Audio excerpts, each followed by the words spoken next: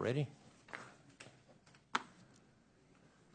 The Subcommittee on Space will now come to order. Without objection, the Chair is authorized to declare recesses of the Subcommittee at any time. Welcome to today's hearing entitled Private Sector Lunar Exploration. I recognize myself for 5 minutes for an opening statement. Exploration, particularly space exploration, is inherently and inescapably a matter of vital national strategic importance, both today and in years and decades to come, because space exploration is so strongly linked to a wide range of current and future national interests. It is easy for us as lawmakers to fall into the habit of thinking of space as a strictly government operation and effort. But not only can space involve the private sector, it must involve the private sector. Fully incorporating newly explored domains into our sphere of economic influence will ensure U.S. leadership in the future. Moreover, space is so vast and immense that it is foolish to propose that we can meaningfully plumb its depths without resources, talent, and drive that are so abundant in America's private sector. There's no guarantee that the private sector will be successful. To the contrary, there will certainly be failures. But the failures and successes should be determined by the free market. For this same reason, the private sector should not be artificially subsidized by the government. We should not leave our nation's space exploration future purely to the whims of market uncertainties. And we should not bet our nation's future in space on any one company. As we've seen so often in space, companies and even entire sectors come and they go. Our leadership in space is far too important to subject it to that kind of risk and uncertainty.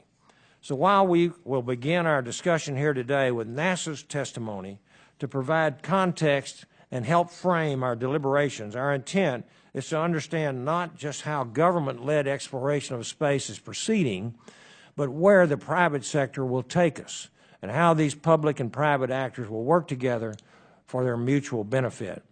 This hearing gives us an opportunity to understand what has worked well in the past, as well as what we could do better in the future.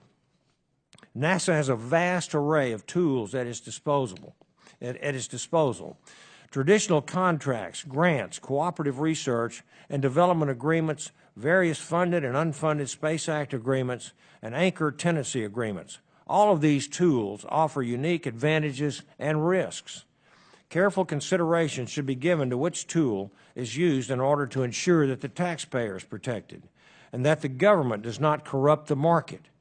Ultimately, I hope that we can better understand if, how, and when the moon can be integrated into human economic activity. The moon is the closest source of raw materials to the Earth. In particular, the lunar poles may contain vast quantities of water, an invaluable resource for space exploration. Water is not only necessary to support the life of astronauts and crew, it can also be broken down into hydrogen and oxygen, which are excellent propellants. Industrial, financial, and technical giants like Carnegie, Rockefeller, J.P. Morgan, and Edison dominated the economic and industrial landscape of the late 19th century America. Advances in information technology in the late 20th century brought us Microsoft, Google, Apple, Facebook, and Amazon. Will space be the next sector to lead economic growth? I don't know.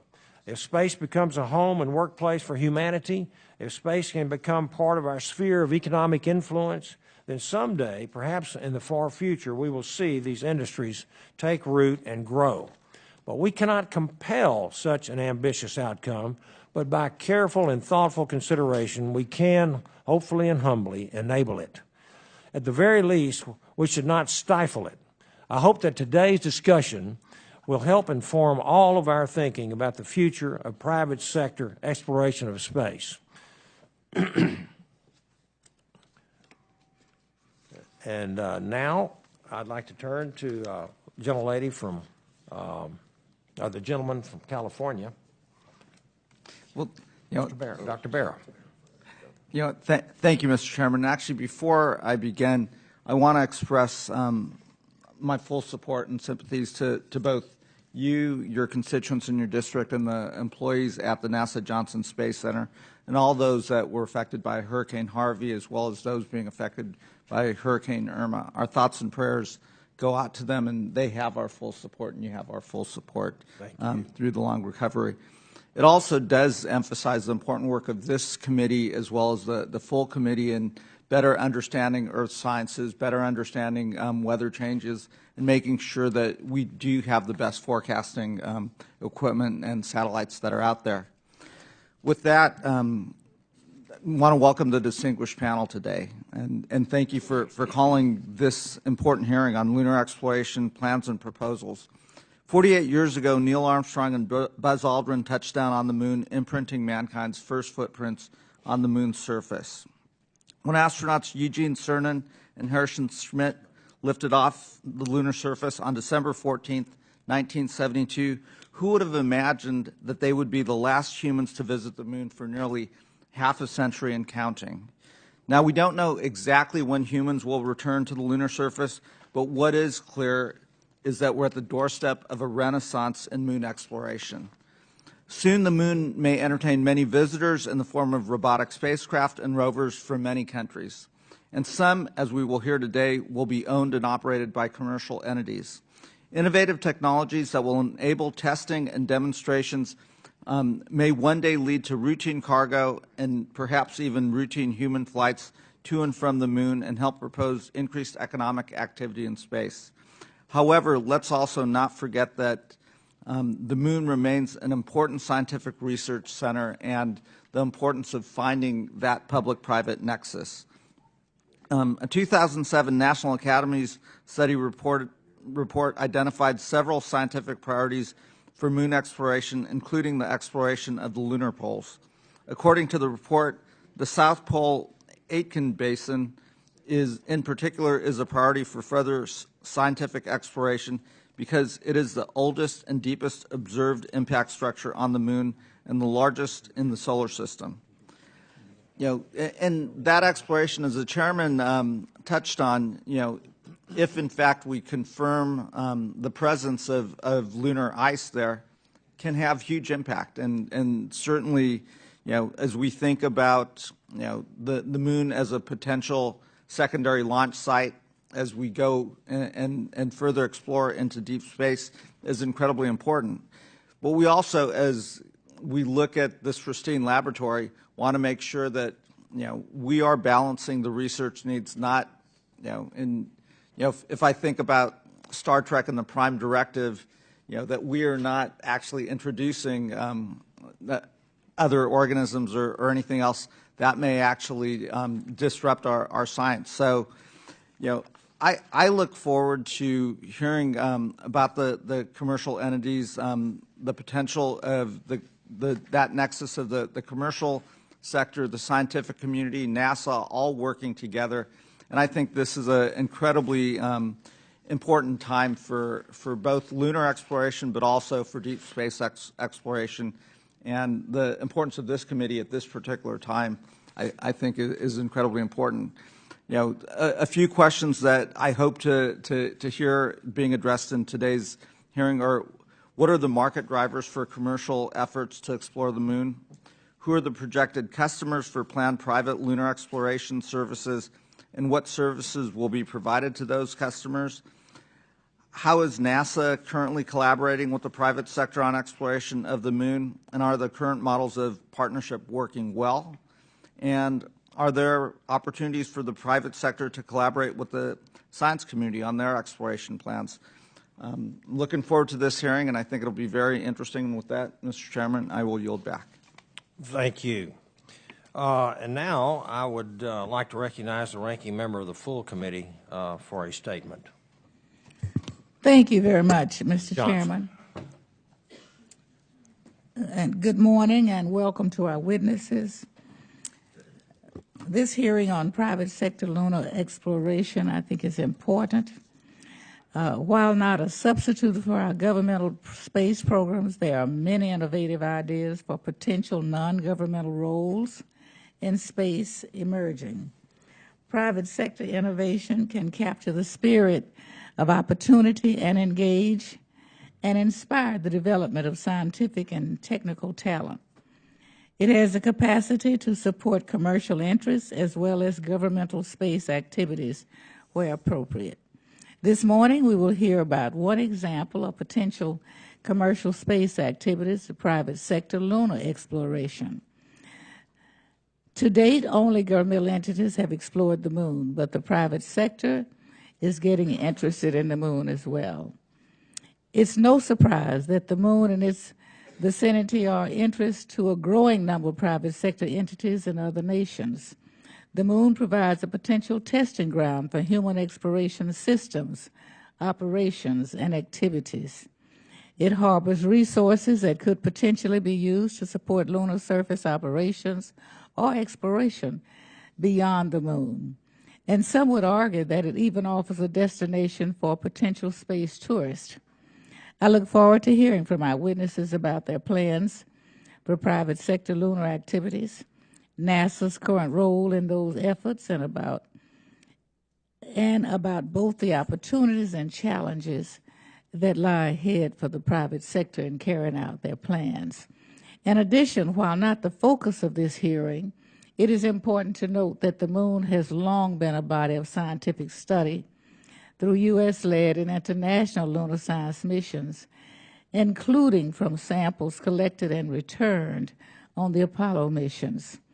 To that end, Mr. Chairman, as we discuss private sector plans for lunar exploration, it is important that we understand the potential impacts of such activities on scientific priorities related to the moon.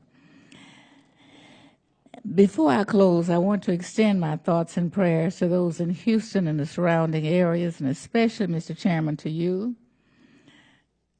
for being a stalwart leader in an area that was devastated with this storm. I want to include the NASA employees, contractors, partners of the Johnson Space Center, their steadfast commitment to ensuring the safety of ISS crew and continuation of the James Webb testing during Harvey's devastating rains exemplifies the professionalism and commitment they give to our country's space program every day, even during times of extreme duress.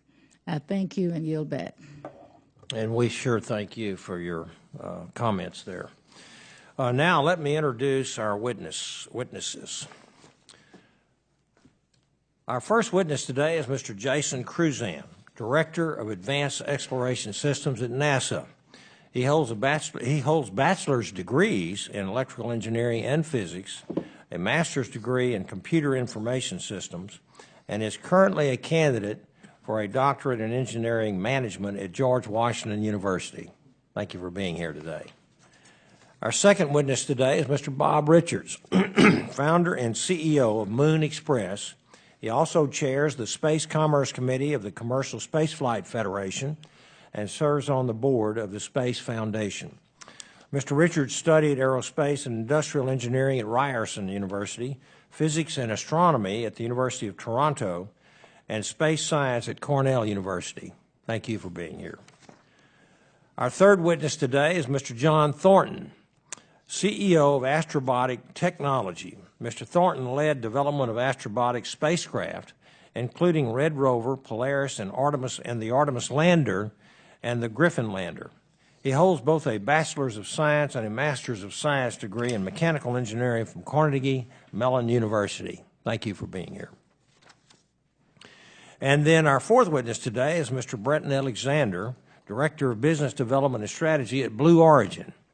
He has served as a senior policy analyst for space issues in the White House Office of Science and Technology Policy under both Presidents Bush and Clinton, as well as president of the Commercial Spaceflight Federation.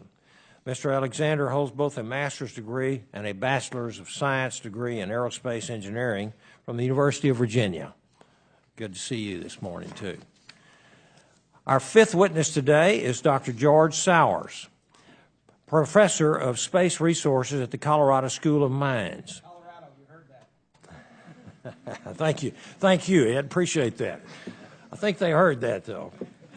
Dr. Sowers has also worked for Martin Marietta, Lockheed Martin, and the United Launch Alliance. Dr. Sowers holds a Bachelor's of Science in Physics from Georgia Tech, as well as a PhD in Physics from the University of Colorado. He is also a Fellow of the American Institute of Aeronautics and Astronautics. So I now recognize Mr. Crusan for 5 minutes to present his testimony. Mr. Chairman and members of the subcommittee, thank you for the opportunity to appear today to discuss NASA's support of private sector exploration of the moon. NASA is working to foster commercial use of space and engagement with the broader domestic and international space community. This effort will build on the progress NASA commercial partnerships have been using to develop spacecraft and rockets capable of delivering cargo and soon astronauts to low Earth orbit.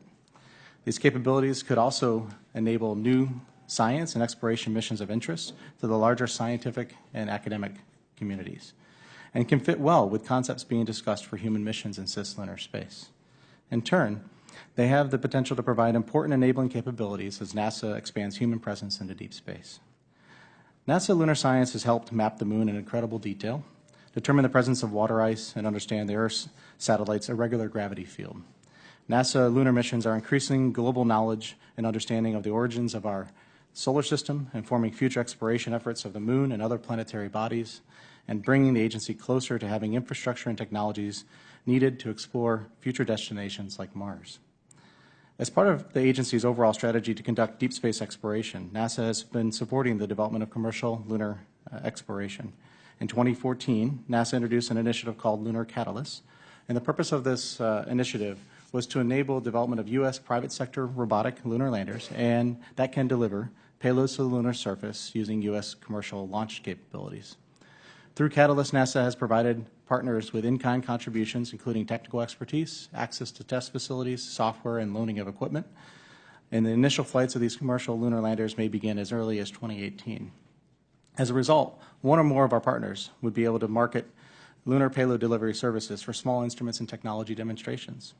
Future commercial lunar transportation capabilities could also support science and exploration objectives, such as sample return, geophysical network deployment, resource utilization, and technology advancements. The agency is currently assessing possible robotic mission concepts, acquisition approaches, and associated payloads for a potential series of lunar cargo missions to the surface of the moon starting as early as 2018. In support of these objectives, NASA issued a request for information seeking ideas from industry for NASA participation in existing or future commercial missions to the moon. The agency is interested in assessing the availability of commercial delivery services from Earth to the lunar surface as early as next fiscal year. NASA continues to pursue other lunar exploration efforts as well.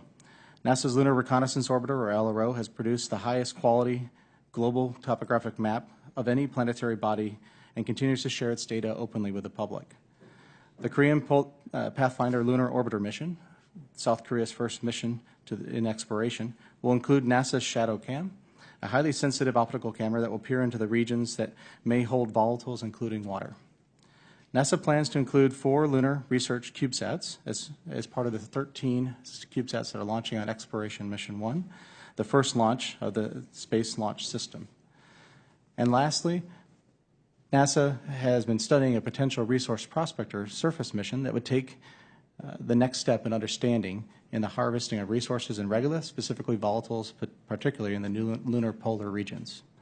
So NASA is committed to expanding partnerships with the U.S. government agencies, as well as academic, industrial, and entrepreneurial and international communities. NASA's collaborative efforts for fostering innovation in a growing space industry are continuing to transform capabilities and accelerate technologies to achieve national strategic goals. Mr. Chairman, I'd be happy to respond to any questions you or the other members of the subcommittee have. Thank you. Thank you very much, Mr. Crusan. I now recognize Mr. Richards for 5 minutes to present his testimony. Thank you, Chairman Babin and Ranking Member Barra, members of the subcommittee. It is an honor to be invited to speak with you today about the efforts of U.S. commercial space industry in pioneering new business models for lunar exploration and development. Only a few decades ago, Earth orbit was an economic frontier. And the singular domain of government space agencies today, the private sector, satellites generate billions of dollars of commerce annually in a mature, well-established economic sphere that impacts our everyday lives and has immeasurably improved life on Earth. Now commerce looks beyond Earth orbit to a lunar frontier, which has also been the realm of governments, but over the last decade, a combination of exponential technology and private sector investment has brought the moon within reach of the commercial sector. Today, I address you as founder and CEO of Moon Express, a privately funded commercial space company created to seek and unlock the resources of the moon through a progressive series of commercial robotic missions, starting with our maiden voyage scheduled to launch next year. I founded Moon Express with .com pioneers Naveen Jain and Barney Pell in 2010 as an enduring business, which starts with the creation of new space technologies and low-cost missions designed to capture and generate new markets for robotic lunar exploration. We are a Silicon Valley-born and backed enterprise with investors ranging from billionaires to venture funds to celebrities. We began our life at the NASA Ames Research Park in Mountain View, California, and in 2015, we relocated the company to Cape Canaveral on Florida's Space Coast, where we have licensed the historic launch complexes 17 and 18 from the U.S. Air Force and are currently refurbishing these facilities for our spacecraft engineering test and our mission control.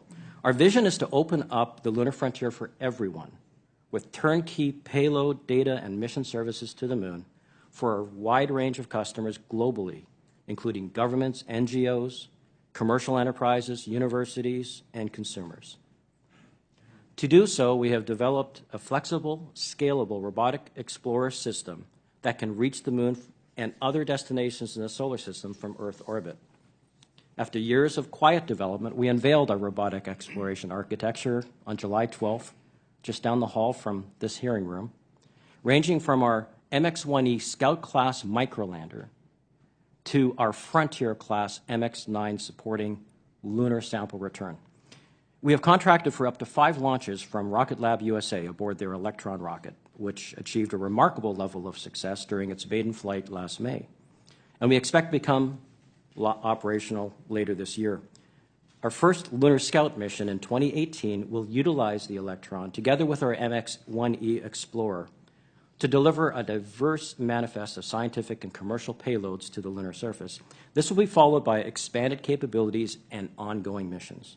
Our manifest is fully booked for our maiden mission, and we will be offering payload accommodations on our future ongoing missions, planned at the rate of about 1 per year. But we are also prepared to scale up our systems and increase our flight rate to meet rising market demand and opportunity. We have a big vision, but it wouldn't be possible without the help we've received from NASA. Moon Express has been honored to be partnered with NASA since the inception of our company through reimbursable Space Act agreements with both NASA Ames and Marshall Space Flight Center. We were able to invest in and make use of NASA lunar lander test vehicles that allowed us to advance our own spacecraft control software.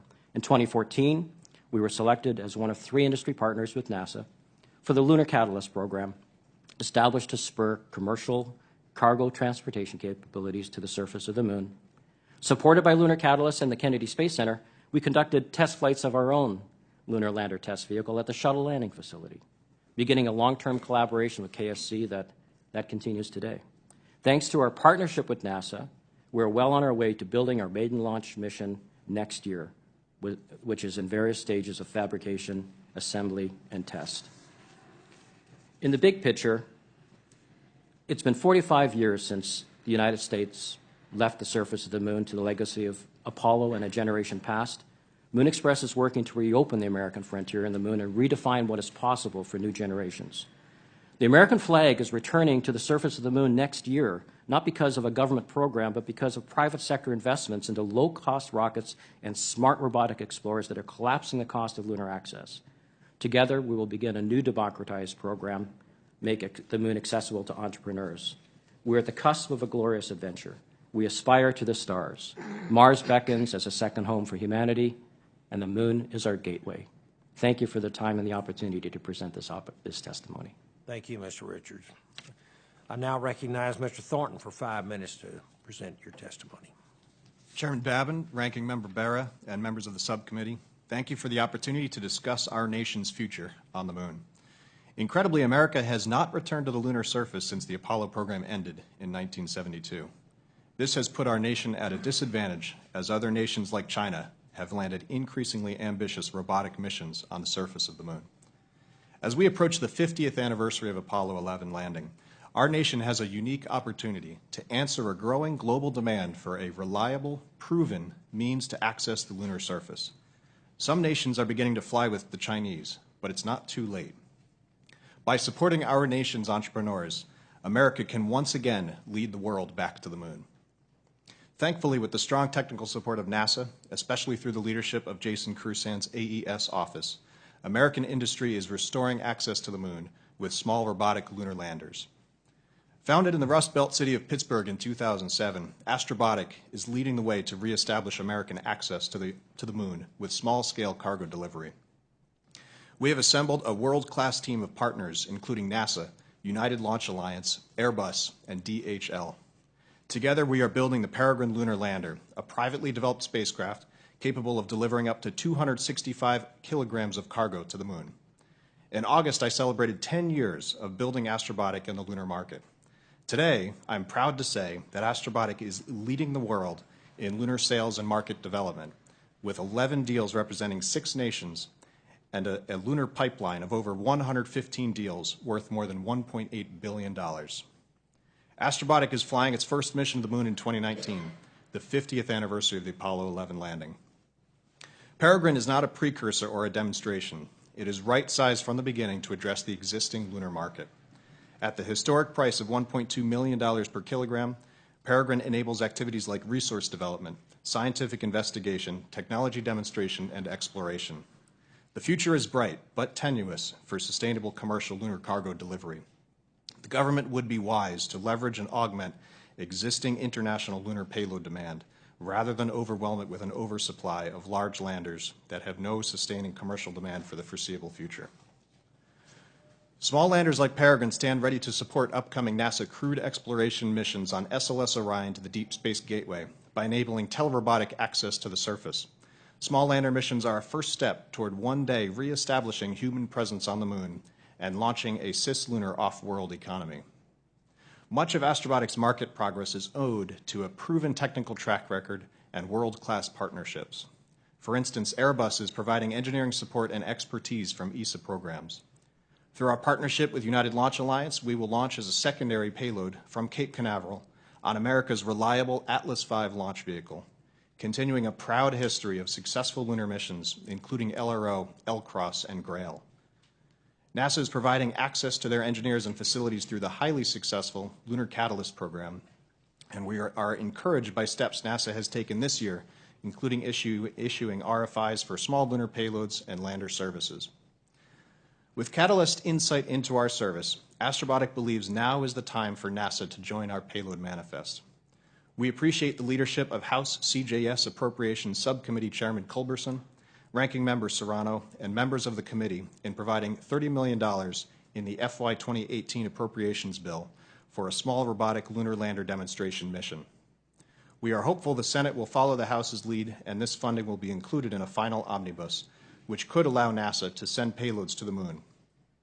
We encourage this committee to lend its full support for this program in the appropriations process this fall.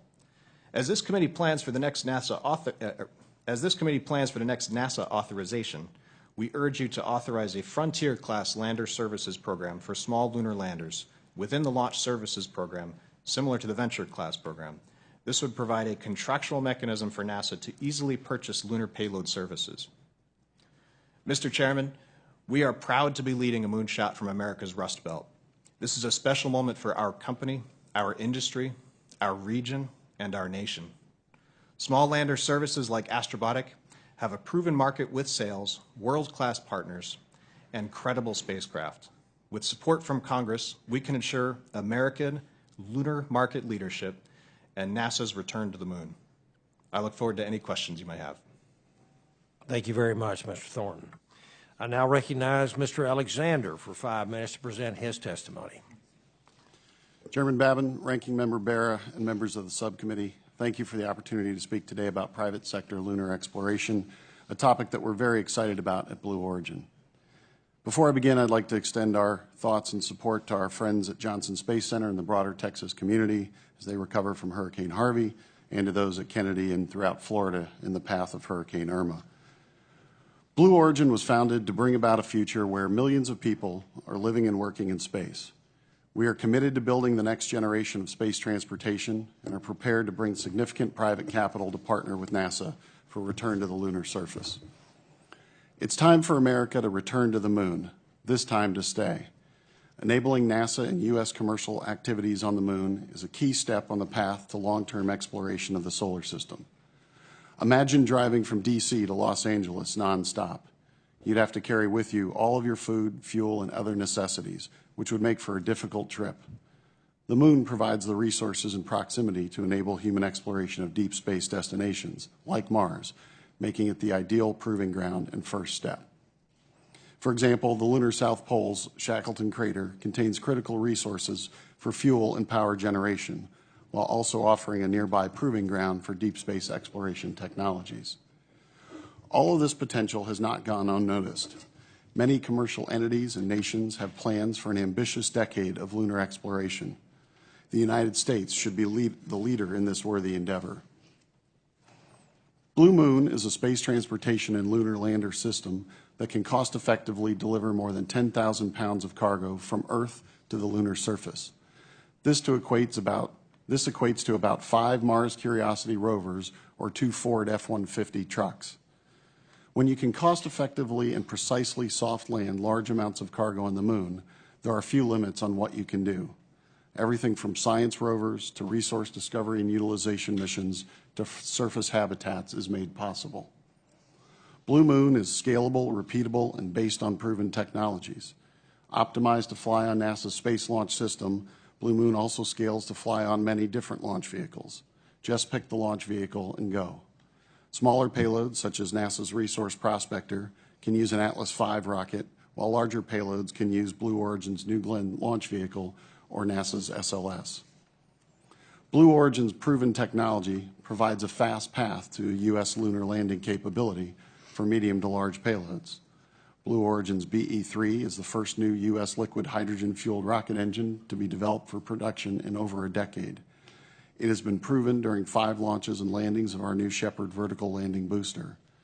The BE-3's efficiency, deep throttling, and relight capabilities all translate into more useful payload mass landed on the moon. Precision landing is also key, and Blue Origin has demonstrated this capability with the same new Shepard vehicle 5 times in less than a year. Both technologies reduce development time and risk. Blue Origin has made and continues to make significant investments in the foundational technologies needed for Blue Moon. As part of a public-private partnership with NASA, we are willing to invest further in developing this capability. We invite NASA to partner with Blue Origin using innovative contracting mechanisms that require private sector investment and cost sharing. NASA's commercial cargo and next step programs represent successful models that require partners to bring money and technologies toward achieving shared goals. These partnerships allow the country to meet big objectives more rapidly while also promoting economic development and U.S. strategic leadership in space. A NASA Reauthorization Act should include provisions that prioritize landing on the lunar surface in the near term. It should establish a regular cadence of cargo missions and include a strategy for the moon as a stepping stone for expanding human exploration in our solar system. We are on the verge of a new space age, one defined by multiple international competitors focused on getting to the lunar surface. This Congress has the opportunity to ensure America's continued leadership in space. The moon should be the near-term focus of human spaceflight beyond LEO as a necessary step toward exploration of the solar system. And Blue Origin is willing to significantly invest in partnership with NASA to accelerate America's return to the moon. Thank you, and I look forward to your questions. Thank you, Mr. Alexander. We appreciate that. And now I recognize Dr. Sowers for 5 minutes to present his testimony.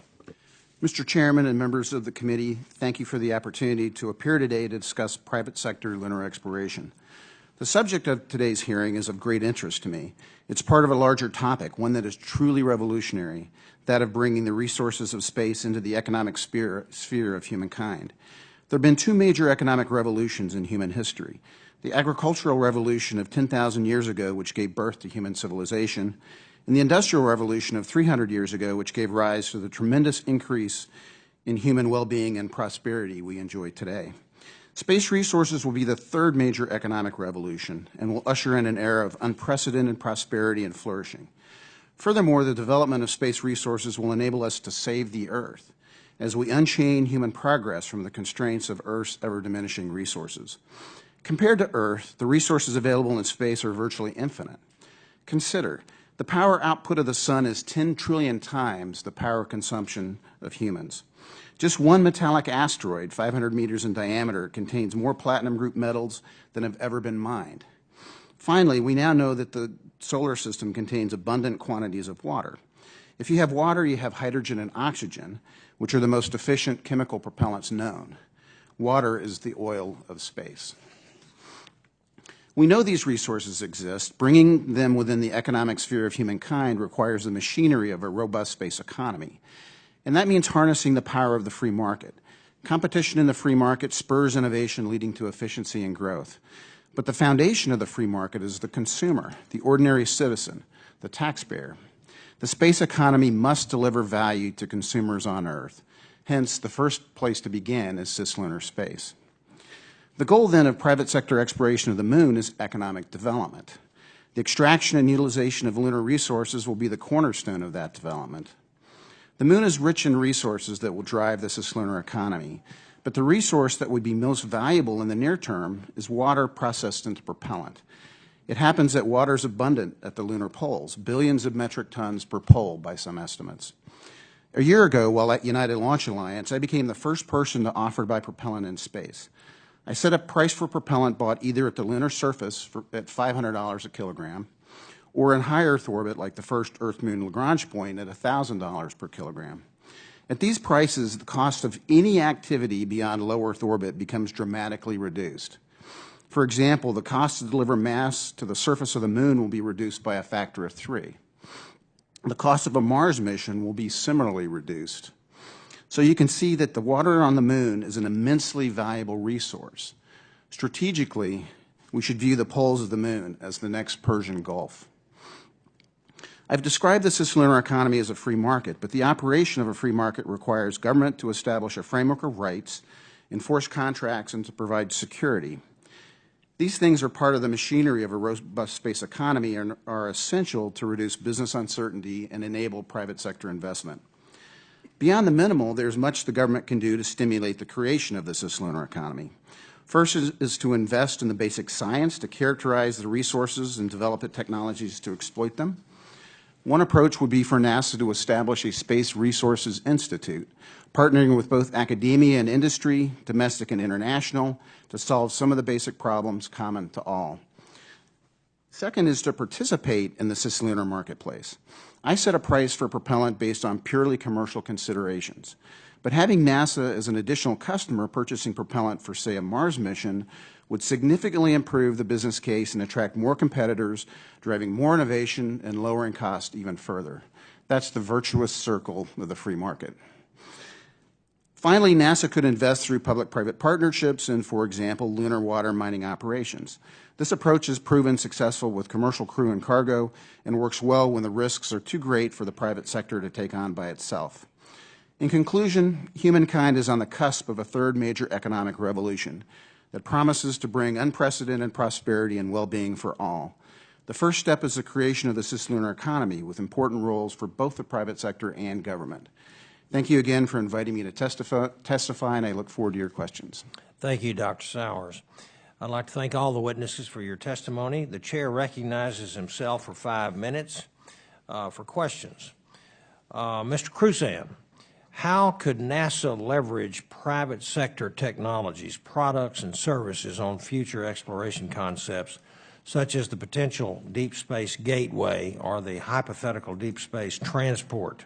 What elements are better suited to partnerships, and what aspects are more appropriate for a government-owned and operated effort? So, Mr. Chairman, yeah, we've been analyzing those exact cases that you've been asking about. We have our next step initiative related to the gateway activities and how we construct and actually build that critical infrastructure. And we're trying to find that proper balance between government objectives and commercial objectives, both in the creation of that fundamental infrastructure, but also then in the utilization of that infrastructure as well. Lunar Catalyst, and now with the potential to buy lunar landed services, are another extension of that. Instead of building technologies that are only for our own use here at NASA, but building technologies that are fundamental to the industry demand that they need as well. So through Catalyst, we've been sharing the vast wealth of knowledge that we have at NASA, sharing it with the U.S. industry openly to allow them to make the maximum best use of that.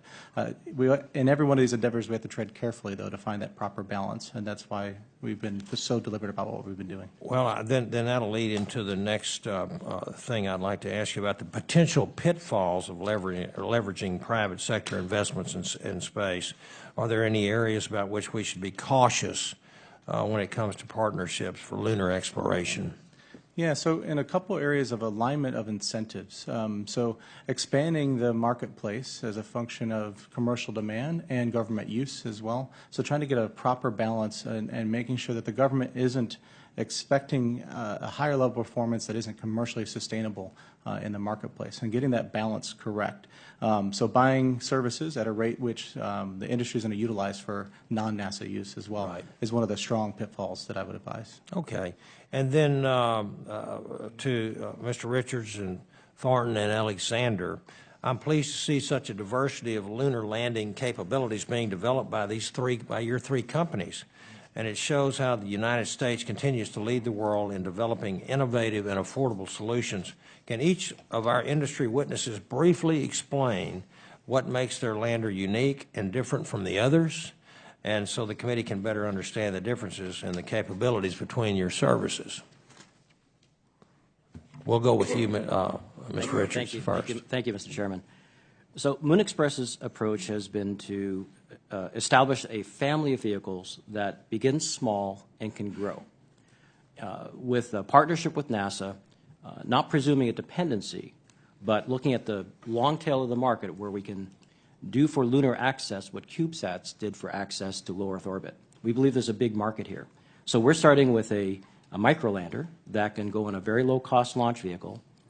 When we started Moon Express, we were looking at missions that might cost $100 million or more to get to the moon. With the combination of the current technology and the low-cost vehicles that are coming on the market, we can do initial precursor missions for under $10 million of our cost. But those can scale up, and our modularity is key. So like rockets, and especially being manufactured, take advantage of modular systems, and the stages don't get changed over time. Our basic propulsion module scales up into larger and larger lander systems that can reach the moon and deliver materials back.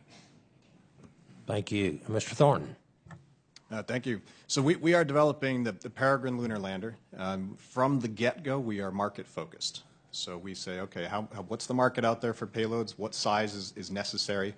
And then we design a lander, and the scale is appropriate for that. So what we have determined is 265 kilograms of capacity serves the majority of the existing market for payload delivery. Our first mission to the moon flies that commercially viable craft right from the get-go. It's a single-stage secondary vehicle that flies on a United Launch Alliance launch vehicle to low Earth orbit, and then we fly the rest of the way to the moon. Once on the surface of the moon, we become the local utility. So we provide power, we provide communications for payloads that come with this. Some payloads can stay attached to the lander. Some payloads can deploy and drive across the surface and use our Wi-Fi on the surface to talk back to Earth. So the lander itself is designed to be a simple, robust system. It's single stage, there's no separations, very few mechanisms to actually move on the spacecraft. So we're all about simple reliability for robust delivery. And what we have found from our customers is that customers are very sensitive to any changes, substantial changes in spacecraft. Customers around the world tell us that if you change your spacecraft configuration, mission to mission, that they're going to think of that next launch as a demonstration launch, and they want to make sure that it's a proven capability.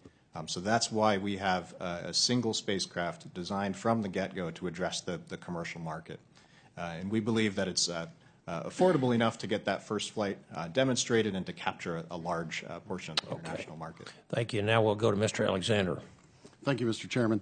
Blue Moon is designed as a large lander, so it is designed to take more than 10,000 pounds to the lunar surface when launched on an SLS, NASA SLS rocket.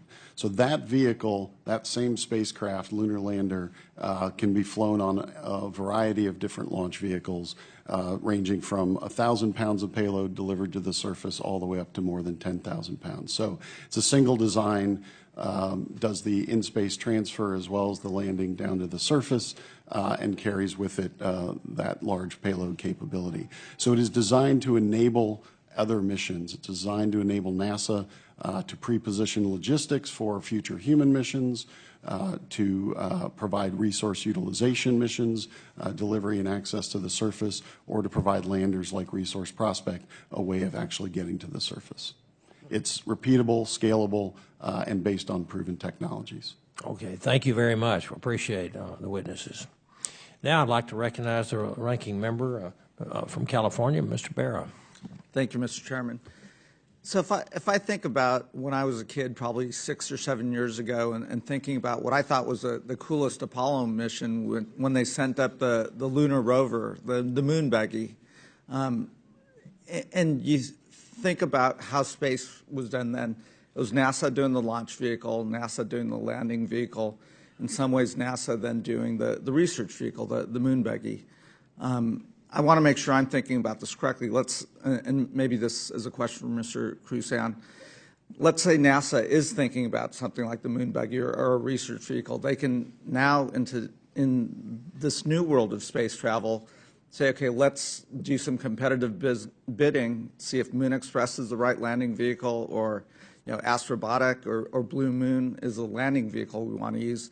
They can also then say, okay, what launch vehicle do we want to use? Do we want to do an Aerojet Rocketdyne rocket or a Blue Origin rocket or a SpaceX rocket or ULA rocket? And so we're creating this competitive marketplace where NASA in some ways could be the customer. And am I thinking about that correctly? No, absolutely. So the Apollo reference is an interesting one in that during the development of Apollo, and many times we were the user of the entire industrial base, and in fact, a lot of the industrial base didn't even exist at the time. And you think about different in that we had to pay the entire percentage of all the non-recurring costs in order to get a capability to an existence, and we were the only user of that at the end of the day. So we also had to sustain it.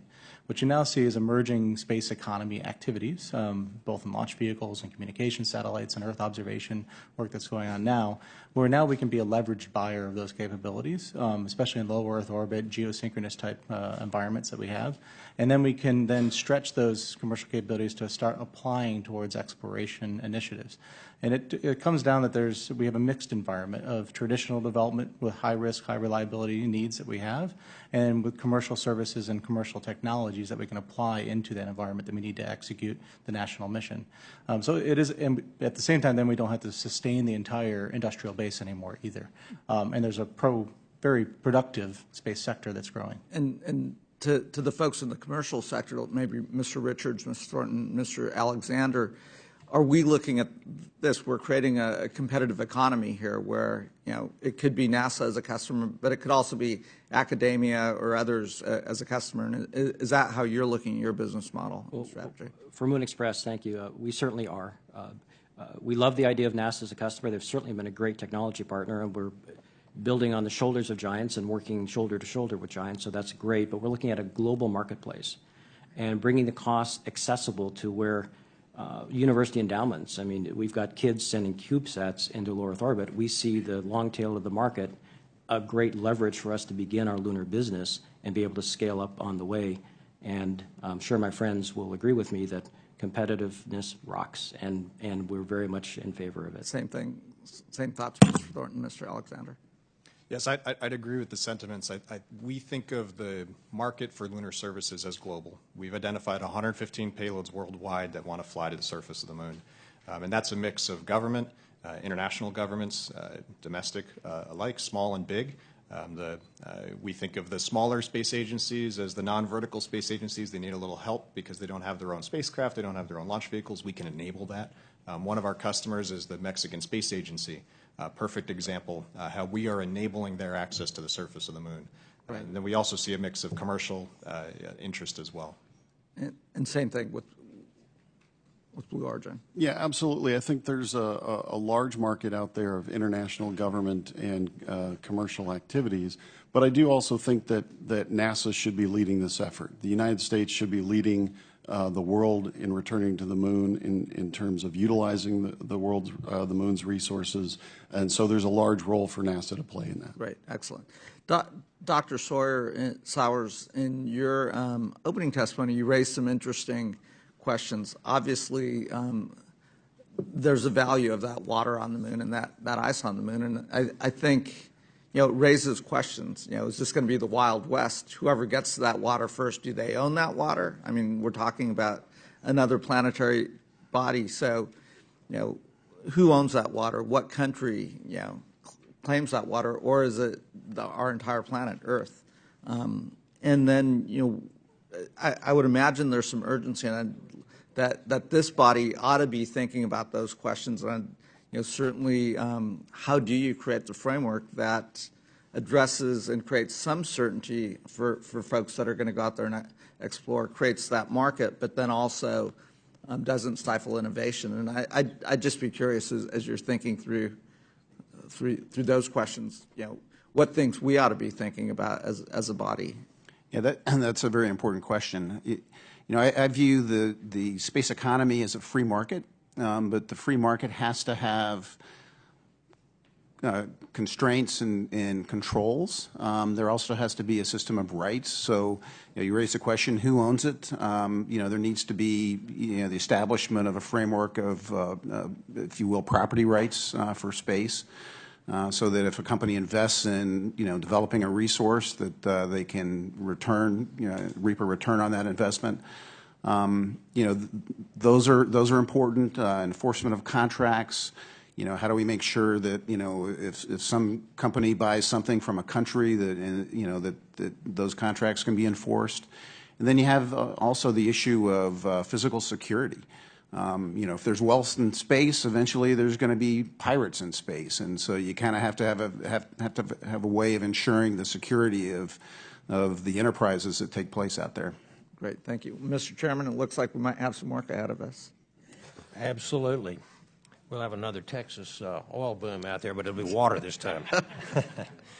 Thank you very much. I now recognize the gentleman from Florida, Mr. Posey, who is trying to get out of here to get his district ready. Okay. Thank you very much, Mr. Chairman. Yes, sir.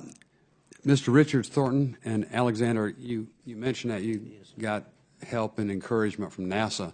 I wonder, in 30 seconds or less each, if you can briefly tell me what kind of assistance you got from NASA. We've been partnered with NASA since the beginning with technology development, so we've been given access. Sometimes most of the time we had to pay for that access, but more recently with Lunar Catalyst, based on a mutual exchange, access to technology, test facilities, expertise, software, things that have displaced otherwise capital costs that we would have had to use investment money for. Okay, thank you. NASA has been a great partner of Astrobotic for a very long time. Most notably, the Catalyst program has been fantastic for us. It's taking NASA's best spacecraft engineers and landing engineers and fusing together with our technology to create a great vehicle. We just had our preliminary design review. We had 20 NASA people in the room, including another dozen people on the phone, looking over our whole system and helping us out. It's first time for us, so it's great to have the best in the business a part of the mission. Thank you. Blue Origin does not currently have a partnership with NASA on lunar lander activities. However, we do have a long history of cooperating with NASA on propulsion and other technologies. We've worked very well with NASA, and we appreciate their technical expertise and look forward to a partnership with NASA on the Blue Moon lunar lander. Okay.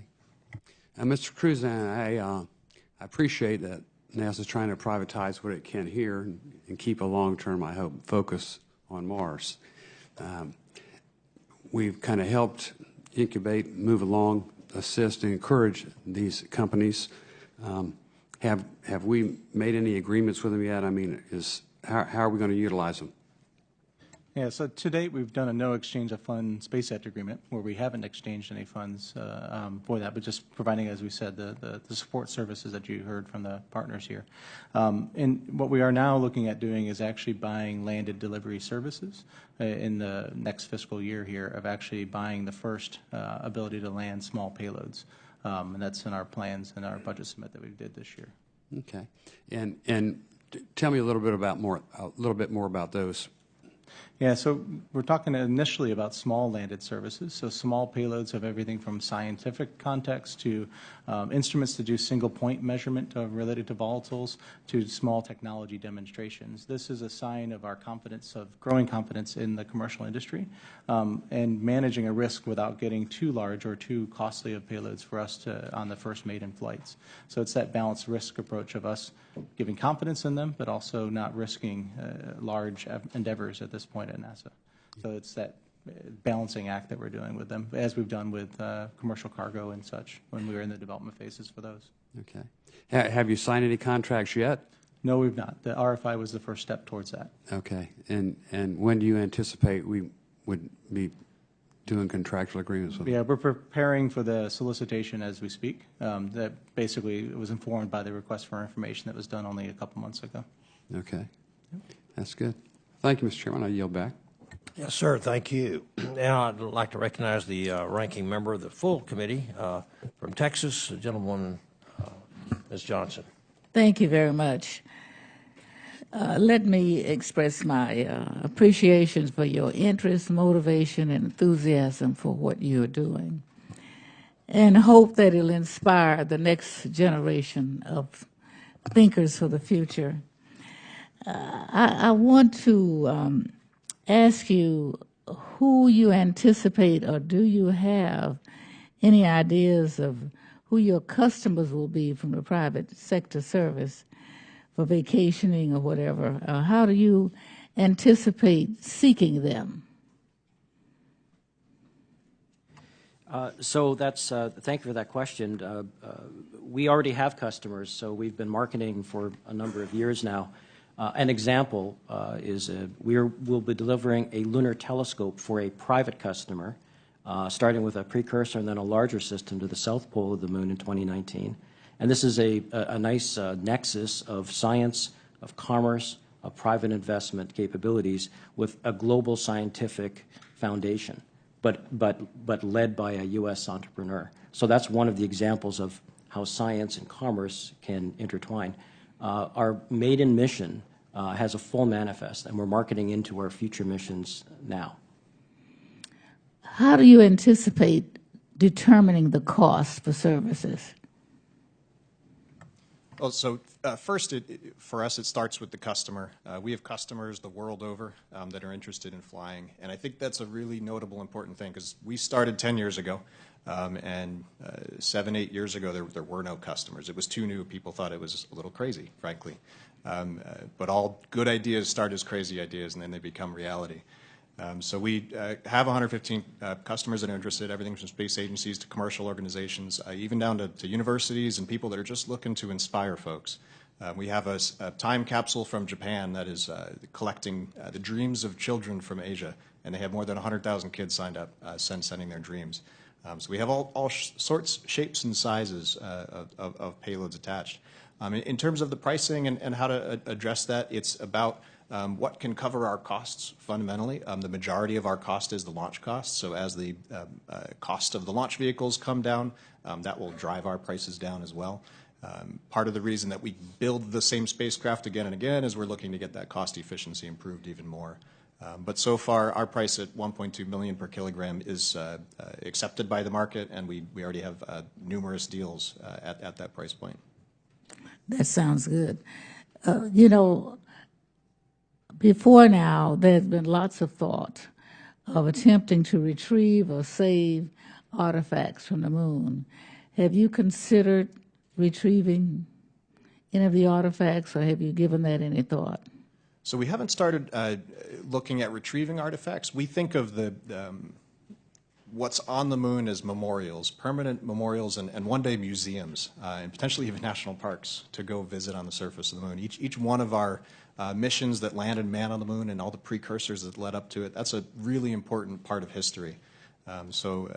We intend to certainly have a keep-out zone, make sure that we don't land too close to it because it is possible to damage those if you land too close. But we think about it as a memorial for all time. And we think of our early landers the same way. We're essentially sending a snapshot of humanity for our first mission. And it's going to be a sampling of people all over the world. We have 6 nations flying with us on our first mission and many more that are interested in coming with us. So we're all about making the moon accessible to the world, and I think those first landings will be monuments to just that. You know, several years ago, I was trying to find a vehicle to try to preserve some of the debris and artifacts, and the only place I could find was under the Parks Act. And so when I introduced the resolution, the news had it that I was attempting to establish a park on the moon. I was a little embarrassed, but young people in high schools were very concerned and very enthusiastic about the possibility of establishing a park on the moon, which I didn't have in mind at all. But what it reminded me of is how we do stimulate the young mind to think forward. So I encourage you to continue to think forward. Just don't send us to Bill. Thank you. Yes, ma'am. Thank you. Now I'd like to recognize the gentleman from Florida, Dr. Dunn. Thank you very much, Mr. Chairman. It's certainly exciting to be with such an august panel and talking about a space economy that's genuinely prosperous. That's just so excited to be in the space. Let's start with a lightning round of questions real quick, if I can. What is the number one thing that you think is the most important to the United States as a whole? Number one thing, just sort of a lightning round. We'll go right down the panel. Start with Mr. Crusan. For me, it's continued human presence in space. And expanding human presence in space with the U.S. in the lead of it. It's making the moon accessible to the world and U.S. leadership in doing so. I would agree that it's U.S. leadership in space, and I think the moon is the right focus for the near term.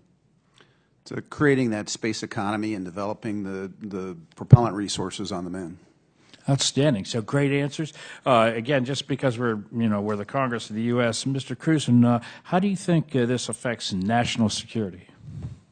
So with space, you have resources. Where resources come different demands and different agendas. So I think from a national security point of view, the understanding of fundamental resources that exist in our nearest neighbor is incredibly important for us.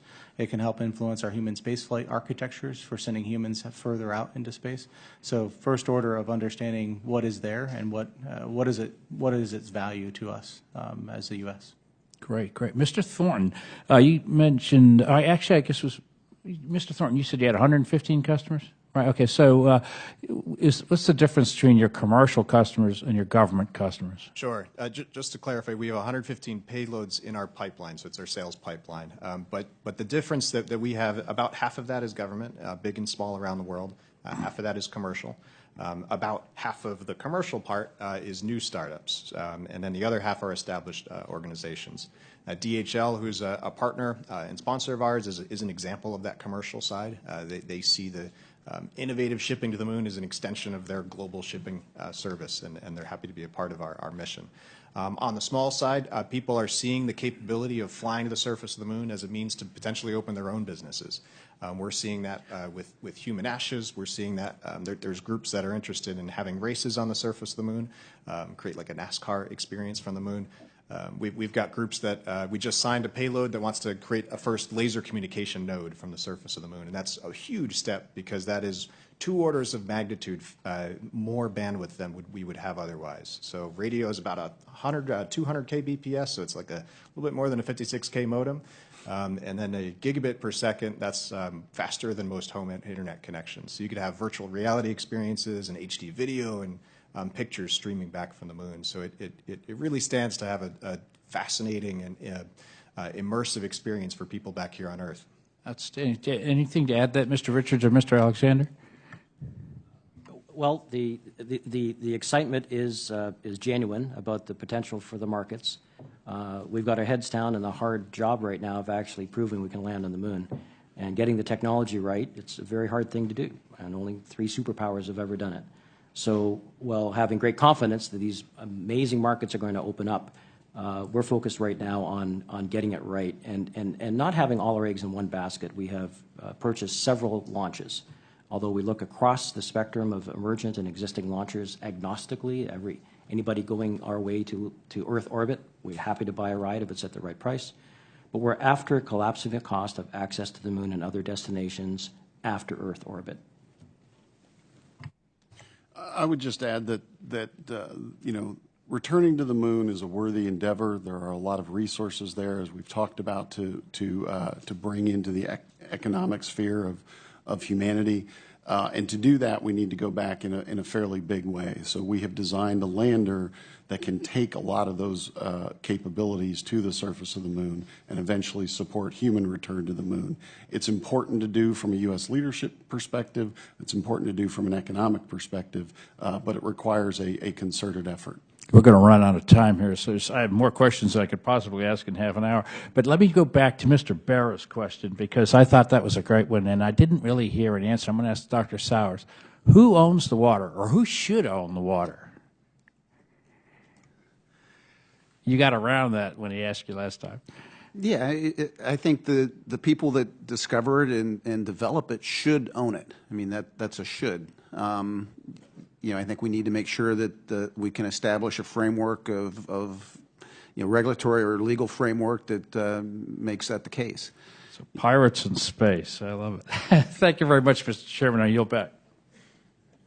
Yes, sir. Thank you. Now we're going to go to the gentleman from Virginia, Mr. Byers. Mr. Chairman, thank you. And, Mr. Chairman, I'd like to start with an announcement talking about pirates in space. That we had Andy Weir here, who wrote The Martian last year. It was a rock star who's sitting right where Dr. Sowers is. And yesterday they announced his new book, Artemis, which is about a smuggler on the moon. And it comes out November 14th, so it'll be fun. First question really is for Mr. Crusan. In Mr. Thornton's testimony, he talks about NASA authorization, Congress and NASA on authorizing a Frontier-class lander services similar to the Venture-class launch services. What's your perspective on that, and how does that fit in with NASA's visions? So it's actually right in line with what we're thinking about doing here now, is we're proceeding towards actually buying landed services. That is in essence what he's suggesting. It's just a fundamental of what scale do you go to at what time. And we want to make sure that we're buying services that are kind of on a same scale as industry is growing. So just matching that growth rate as having the government as a customer, not the sole provider or purchaser of services. That's the balance that we've been seeking from the NASA side. Great, thank you. Mr. Crusan, Ranking Member Johnson asked a question about artifacts. As you develop the Lunar Catalyst Program, has there been discussion of the U.S. government artifacts on the moon and any steps to protect and preserve them? Yeah, in fact, actually, we did develop a standard and published it about interaction effects for any of the Apollo landing sites. And we worked collaboratively with the Google Lunar X Prize and actually many of the industry folks that are here at the table and agreed on those standards and standbacks from those locations, making sure we don't have things like plume interactions of dust settling and covering up footprints. And we publicly posted that those standards out there. And industry has accepted those as guidance for their future missions that they want to conduct. Great, thank you. Mr. Richards, you've clearly been a visionary in this for a long time. One of the big debates in this committee, when we talked to the previous NASA administrator and said, what's the big picture? What's the constancy of purpose with NASA? And he said very simply, Mars. So one of the debates here has been, do we go directly to Mars or do we go to the moon first? And there's a big division, obviously, within the space community about this. Is this development of the private sector moon stuff a way to have our cake and eat it too? So it's all of the above. The moon is not an off-ramp to Mars, it's an on-ramp to Mars. And by building to go to space, to stay, it has to pay. So by building out infrastructure and capabilities and assist lunar economy, we can assure that a balanced partnership between the government and the private sector will learn how to live off planet. We'll learn how to use the resources that are out there, and that will dramatically lower the cost of going to Mars. And we'll learn a lot about our human condition, things that humans have never experienced, being that far from planet Earth. We can practice those things and learn a lot by practicing at the moon. But it's not just a way to get to Mars, it's also a definitive destination of itself. I look forward to the generation of kids that will look up and see lights on the moon. You know, there'll be a completely different perspective of humanity as a spacefaring and a multi-world civilization.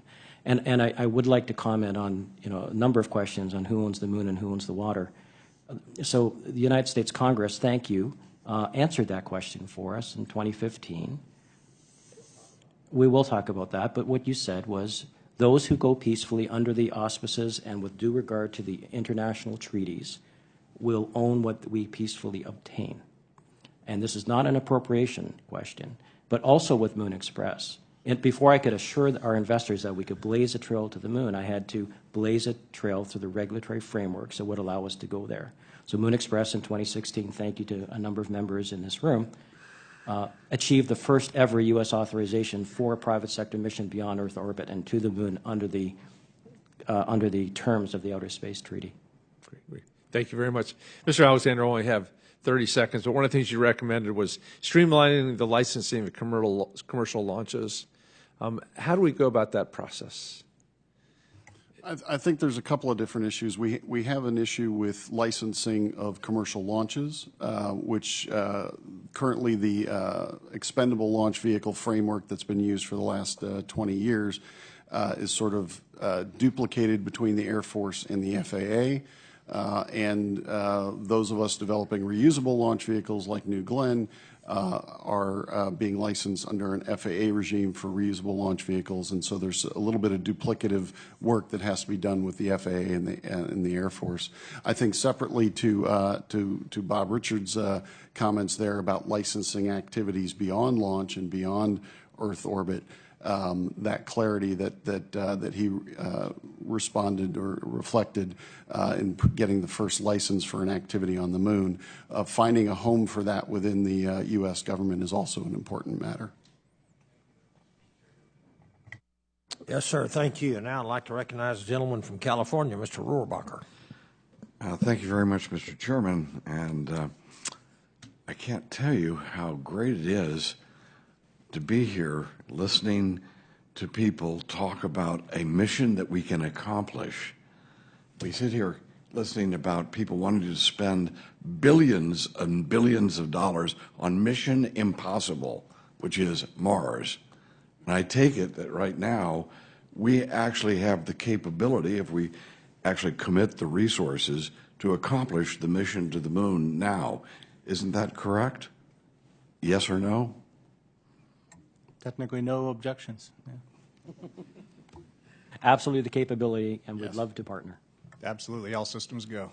Yes, absolutely. Yes. Okay. Now, if we did that same question to people about, well, if we spend the billions of dollars for the Mars mission, are you sure we're going to be able to accomplish this? I don't think we would have anywhere near the same answers that we just got.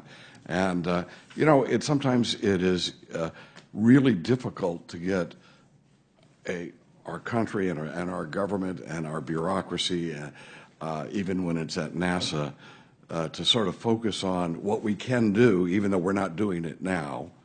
And I remember that when I first got here, which is a long time ago now, that in this very same committee, that we had to force NASA into trying to do its mission around the moon instead of around the equator of the moon, that we had to convince them maybe doing the orbit would be really important. And we actually had to force them to do it. And I will tell you, because there were some visionaries who said there might be ice at the polar areas, which we could use then as a very important component of future travel in space, but also of things we could do with hydrogen, et cetera. Let me note the person who made that argument to me originally is sitting right over there. His name is Jim Muncie, who is one of the real pioneers of, there you go, Jim. You get the credit, and he should get the credit because he was a visionary and could see the importance of making sure that whether there was water there or not, and why always go around the equator and not around the polar areas to find out what was going on in the moon. So let me just suggest that this is a very exciting potential, and you know, a lot of people, you know, half the world, I don't know if you know this, half the world, when they look at the moon, they see a man in the moon. But the other half of the world sees what? A rabbit in the moon. So when you look at the moon next time, half the world doesn't even see a man in the moon. We've got one thing that really worked for us when we were leading the world when it came to the moon and space projects is what the world looked up and they looked at the moon and they say, there are Americans on the moon. That impressed the entire world. It's time for us to impress the world again, the young people of the world and our own young people. And the potentials that you've talked about today are very exciting. Let me ask you this. One of the things that I have advocated over the years when it comes to space, commercial space activities, is we should be encouraging them, instead of giving them subsidies, we could give them tax breaks. And I have a piece of legislation that suggests commercial activity in space, zero gravity, should be zero taxed. Would that type of approach be helpful to any of your operations in terms of making sure that the tax load that you carry would not be, you wouldn't have to be carrying the burden of a tax load up to space with you? And just your thoughts on zero gravity, zero tax, right down the line. So quickly, as an interim measure, that certainly sounds attractive. You know, I believe that the first companies, the first trillionaire companies will be created through investments in space resources. So eventually, that will be a tax base. But zero G, zero taxes is great. You might also think about things like R&D tax credits for companies that typically invest in resource development. And that's that type of money that we're going to have to invest in But space. of course, if you think they're going to be successful, and you're saying there's not going to be a capital gains tax on someone who invests in your company, that's pretty powerful. Yeah, I'd echo that it's certainly an interesting idea and certainly could help. The space is really hard. It's a very, very challenging environment, and building a business around space is doubly hard. So anything that can support that is certainly something we would support ourselves. Okay. I would echo what both of the gentlemen said, that you know, revenue-based tax credits are helpful, or low tax rates, but also the R&D tax credits as well.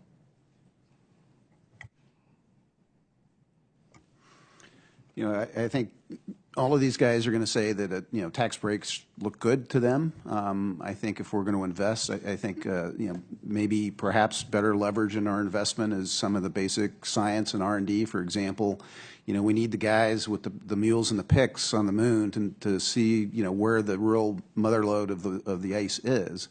And investment in some of those kinds of things, which actually, you know, lowers investment risk for the commercial operation, may be also something to consider. Well, tax breaks as compared to subsidies give greater decision-making to the entrepreneur. And when you're talking about subsidies, which have to be approved from a government officials, you have more bureaucratic decision-making. And I would just suggest that, Mr. Chairman, that we unleash our entrepreneurs, and we will be very pleased with what our future generations will be very pleased with our accomplishments. Thank you very much. Sir, thank you. Now I recognize the gentleman from Colorado, Mr. Perlmutter. Thank you, Dr. Babin. Thank you all for your testimony today. I want to say to Dr. Sowers, I have my School of Mines, Colorado School of Mines tie on today. And just I want to applaud you for leading the Space Resources Department at the college. So thank you very much. I have two themes I'd like to talk about. One is property rights, and the other is Mars. To my friend, Mr. Rohrbacher, we're going to get there by 2033. So let's start with property rights. Mr. Richards, I'd like to talk to you about that.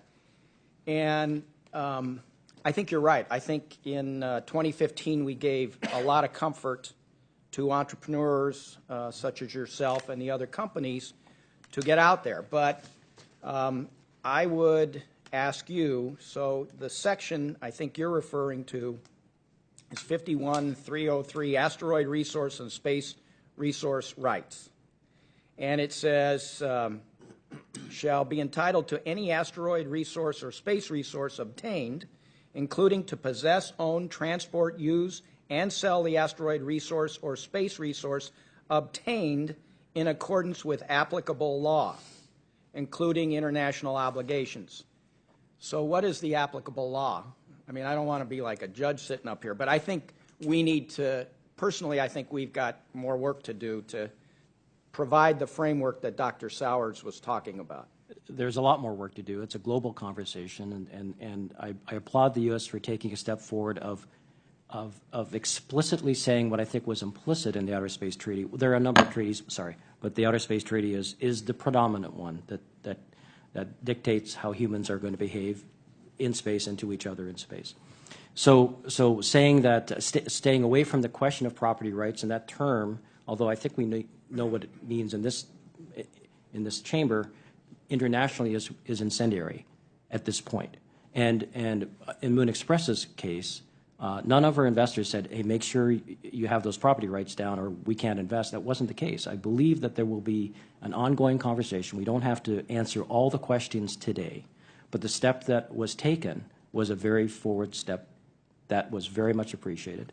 The next step for us of getting the authorization under that law and in due regard to the Outer Space Treaty, even though there wasn't a regulatory framework for us to even apply for a Moon Express mission, we created one out of thin air and with the support of many agencies, received a one-time permission to do so. So this is still evolving, and the onus is on we as private sector individuals and companies to behave properly and do things responsibly and think about them, because it will be a global conversation. And I guess my concern, and Mr. Thornton, Mr. Alexander, if you guys want to chime in, is just, Dr. Sowers talked about pirates, but, we're talking about mining, we're talking about taking resources, so, is there title? Is somebody jumping somebody else's claim?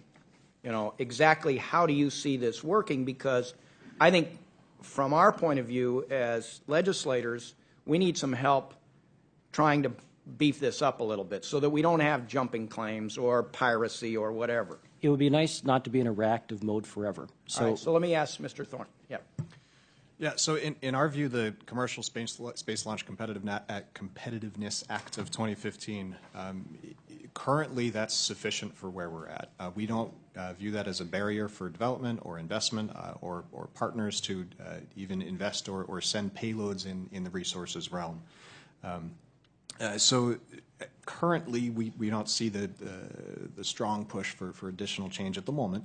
It's also reassuring that the government of Luxembourg recently had a similar thing where they could say that Luxembourg companies could own the rights for resources. So we're starting to see international activity, and then also agreement with the norms that the U.S. is creating. Mr. Alexander.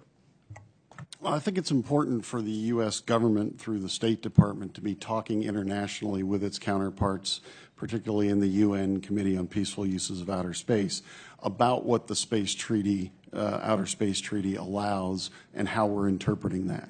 It's important for us as an industry to have the certainty that comes with, like you said, with the 2015 law, but also that it's founded in the Outer Space Treaty, which basically says that those resources are available to everybody, so that when we go, let's say, to the moon and discover water ice there, we're not saying now we own every piece of resource on the moon and every bit of water ice on the moon. We're saying, you know, we are able to utilize what we are able to extract and be able to sell that and have property rights over that, but not rights to the entire moon. So I think it's important from a government perspective that we go out and explain what our interpretation of the treaty is and the framework that we're establishing and lead by example. Thank you. If you would indulge me with one more minute of questions. Can I make one? Yes. Just say one thing, and that what you guys are talking about is demonstrates the importance of why the House and the Senate need to get this American Space Free Enterprise Act completed. Go ahead. So to Dr. Sowers and Mr. Crusan, on the Mars theme I'd like to talk about, how do you see us, you know, working with the private sector or international partners and going to the moon and, you know, developing some commercial activities up there? How does that help us, in your opinions, to get us to Mars? Dr. Sowers. Well, I'll just give you one example. If you can develop the water resource on the moon into propellant, there are studies that have been done. There was a recent one out of MIT that suggested that you could reduce the cost of a Mars mission by about a factor of 3. You know, clearly there's assumptions in there, you know, and you have to assume things about the nature of the resource and the cost to extract it and refine it. But with reasonable assumptions, you know, a factor of 3 seems quite doable. So, you know, the resources on the moon could be immensely valuable in helping us get to Mars. Mr. Crusan. Yeah, these are not mutually exclusive activities. Our human spaceflight plans right now, we're working at concepts of a deep space gateway and transport type architecture that then also working with the commercial industry on landed services, we can conduct tests of technologies, advancement of understanding of the resources.